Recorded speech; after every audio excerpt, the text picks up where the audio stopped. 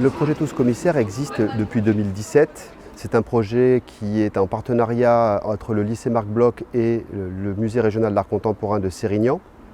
L'objet de ce projet, donc, qui en est cette année à sa 5e édition, est de proposer à des élèves du lycée, suivant l'enseignement de spécialité Histoire des Arts, tout simplement de monter une exposition dans les murs du lycée, une exposition d'œuvres issues des réserves du musée d'art contemporain. Le projet va de la conception au montage et à la médiation de cette exposition. Alors ce projet d'exposition des lycéennes qui s'appelle donc Traverser la Méditerranée a été choisi en raison de la conviction des élèves, puisque nous avons fait partie d'un jury, Thomas et moi. La sélection des œuvres était très pertinente puisque certaines œuvres ont été rarement montrées au musée, voire quasiment jamais, pour notamment l'œuvre de Stéphane Magnin. Les poils dans l'autre sens. Lors de la venue d'Anaïs, qui est chargée du projet pédagogique Tous Commissaires, elle s'est rendue compte très vite qu'on avait choisi nos œuvres directement très vite. C'est parce qu'en fait on a tout de suite eu le coup de cœur, par exemple sur les œuvres de Nadia Benbouta.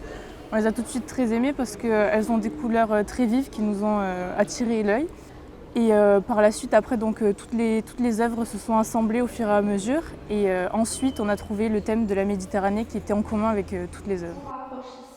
Quand j'ai regardé le catalogue du musée et que j'ai regardé toutes les œuvres, la première œuvre qui m'a plu et que j'ai trouvée très jolie, c'est l'œuvre de Nadia Benbouta. Et surtout, je l'ai choisie parce qu'elle me rappelait bien mes origines du nord de l'Afrique. Et même si l'œuvre clé de l'exposition, c'est celle de Simone Starling, Le bateau, je trouve que l'œuvre Algérie de Nadia Benbouta, c'est la plus jolie pour moi et c'est ma préférée.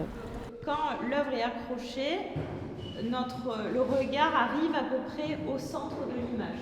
L'étape de montage de l'exposition au lycée qui se déroule aujourd'hui est un moment phare pour l'équipe du musée, mais évidemment pour le lycée et les élèves commissaires qui découvrent les œuvres en 3 dimensions, découvrent la matérialité de l'œuvre, sont confrontés à des questions de conservation, de présentation des œuvres. Et donc elle participe activement à l'accrochage de ces œuvres en compagnie de Céline Ramad qui est la chargée de collection du musée et Hugo qui nous aide à accrocher les œuvres.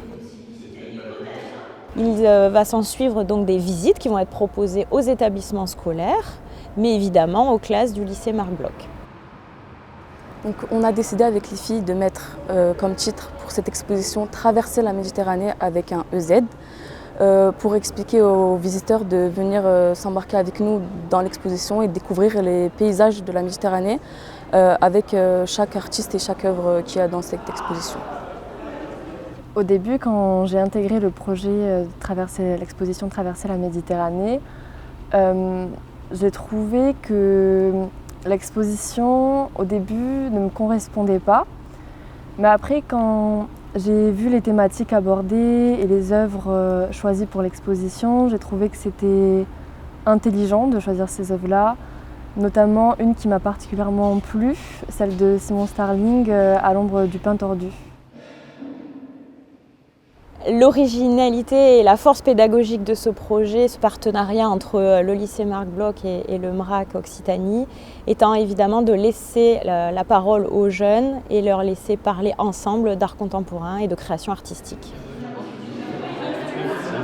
Ce projet est vraiment un projet d'excellence pour les élèves. Ça leur permet de se confronter vraiment au monde de l'art, de sortir de la salle de classe pour rentrer à la fois dans la théorie mais aussi dans la pratique d'une exposition, puisque le sujet des lieux de l'art est un sujet qui est au programme.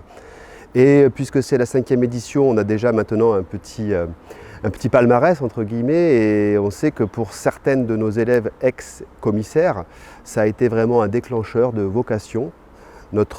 Une de nos anciennes commissaires est actuellement en 2e année d'études à l'École du Louvre de Paris, donc c'est une vraie fierté et ça permet de mettre vraiment en lumière le volet artistique qui est constitutif de l'identité du lycée depuis son ouverture en 2013.